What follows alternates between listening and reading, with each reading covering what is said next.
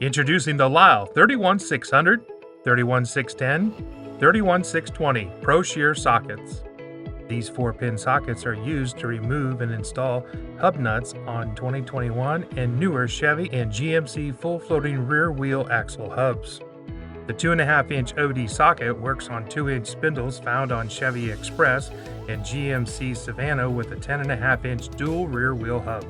The 2 5/8-inch OD socket works on 2.125-inch spindles found on Chevy Silverado and GMC Shear with 11.5-inch or 12-inch single rear wheel hub. The 3-inch OD socket works on 2 3/8-inch spindles found on Chevy Silverado and GMC Shear with 11.5-inch or 12-inch dual rear wheel hub. The 1/2-inch drive sockets are hardened for durability, not for impact use. The Lisle 31600, 31610, 31620 Pro Shear sockets.